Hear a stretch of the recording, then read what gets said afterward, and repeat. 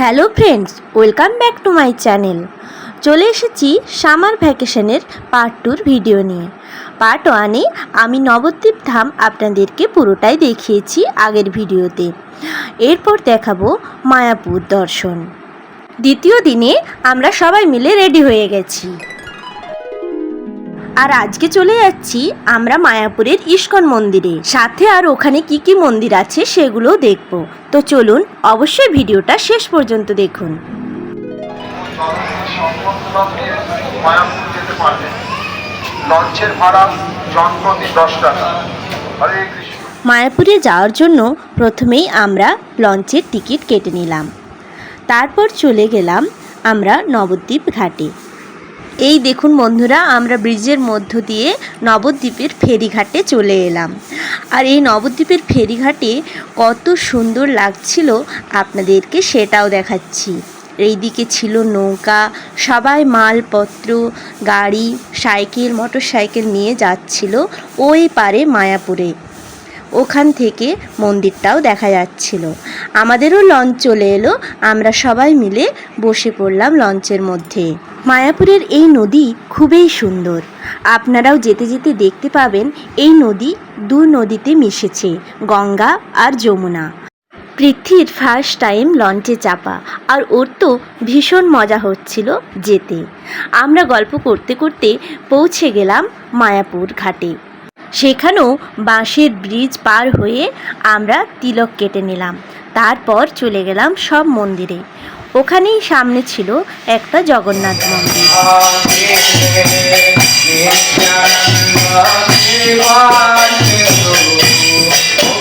ওখান থেকেই টোটো করে আমরা বেরিয়ে পড়লাম মায়াপুর ঘুরতে। প্রথমেই চলে এলাম শিবডোবার মন্দিরে। ওখানে ছিল মহাদেব। আমরা মহাদেবের মন্দির দর্শন করে নিলাম। মহাদেবের মন্দিরের পাশেই ছিল প্রভুর মন্দির। সেই মন্দিরেও আমরা চলে গেলাম, আর প্রভুকে দর্শনও করে নিলাম সামনে থেকে। আর মন্দিরটাও চারিদিকে একটু ঘুরে দেখে নিলাম। তারপরেই আবার বেরিয়ে পড়লাম পরের মন্দিরে। পরে চলে গেলাম গৌড়ীয় আশ্রমে। সেখানে মাতা তুলসী দেবী মন্দির ছিল, আর সেই তুলসী মাকেই সবাই পরিক্রমা করছিল।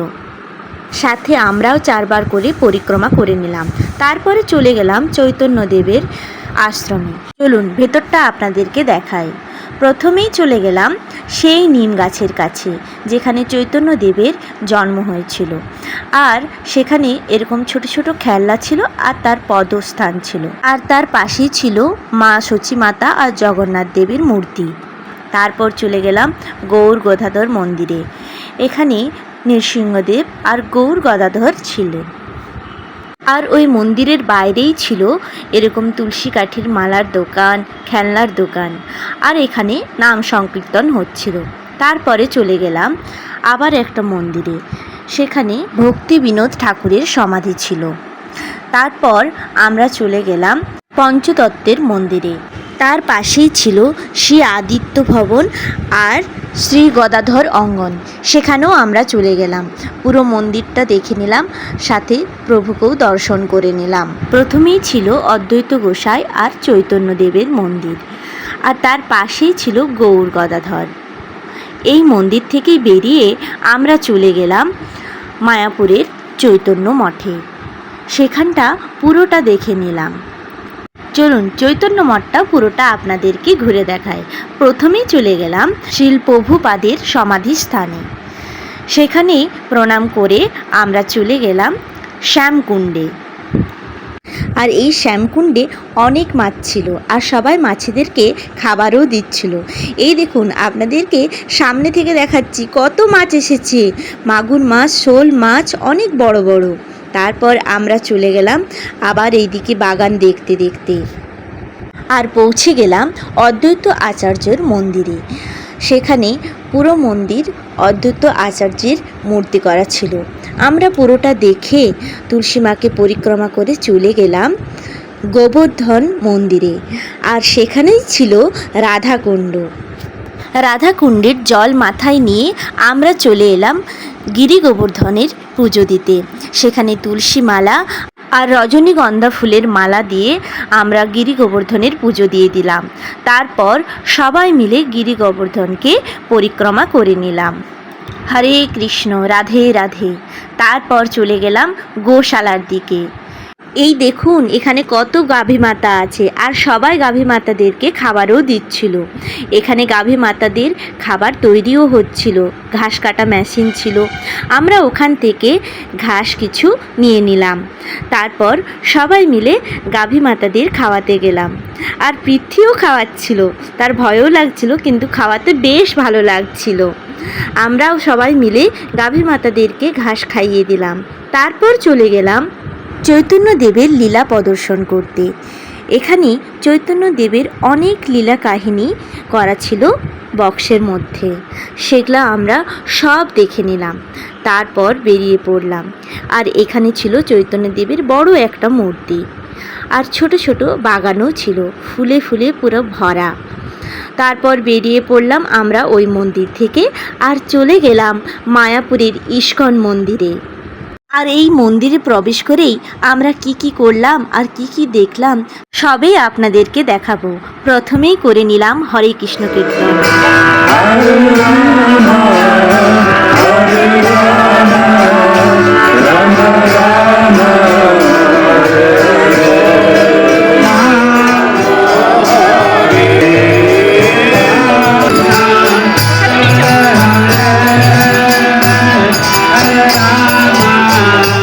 আমরা সবাই প্রসাদ নিয়ে মন্দিরের ভেতরে চলে গেলাম।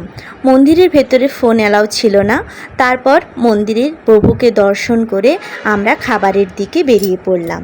প্রভুর ভোগ আমরা গ্রহণ করব। আমরা থালি কেটেছিলাম, স্পেশাল থালি, তাই আমাদের এই ভেতরের দিকেই একটা রুমের ভেতরে আমাদের খাওয়া দাওয়ার ব্যবস্থা ছিল। আমাদের স্পেশাল থালিতে কি মেনু ছিল আর রুমটাও কেমন পুরোটা আপনাদেরকে দেখাচ্ছি।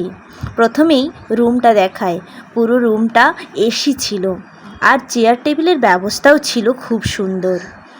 আর খাবার দাবারের ব্যবস্থা চলুন এরপর দেখি। এই দেখুন, দেখতেই পাচ্ছেন থালার মধ্যে কলা পাতা আর এরকম বাটি সাজানো ছিল। আর প্রত্যেকটা বাটিতে সবজি, ডাল, চাটনি, পায়েস, মিষ্টি আরও অনেক কিছু ছিল।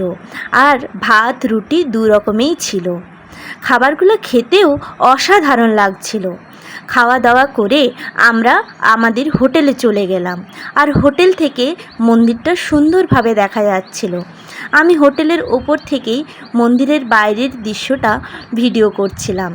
তারপর সন্ধেবেলায় আবার আমরা বেরিয়ে পড়লাম সন্ধ্যা আরতি দেখতে।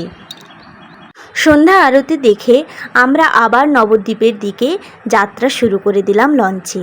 আর যাওয়ার সময় লঞ্চে ছিল ভীষণ ভিড়। রাত্রিবেলায় নদী পাড়টা দেখতে ভীষণ ভালো লাগছিল। তার সাথে আবার দূরে ওই লঞ্চ দেখা যায়, খুব সুন্দর। দেখতে দেখতে আমরা পৌঁছে গেলাম নবদ্বীপ ঘাটে।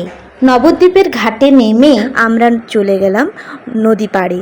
নদী পাড়ে মা গঙ্গার জলে আবার হাত মুখ ধুয়ে আমরা বাড়ির দিকে রওনা হলাম। মায়াপুর নবদ্বীপের ট্যুর আজকে আমাদের শেষ হয়ে গেল। সকালেই বেরিয়ে পড়েছি সবাই আবার বাড়ির উদ্দেশ্যে। তো ভিডিওটা ভালো লাগলে অবশ্যই লাইক, কমেন্ট আর শেয়ার করতে ভুলবেন না। Thank you. আবার চলে আসবো নতুন কোনো ভিডিও নিয়ে। Tata, Radhe Radhe, Hare Krishna. Nabadwip, bye bye, bye bye, tata.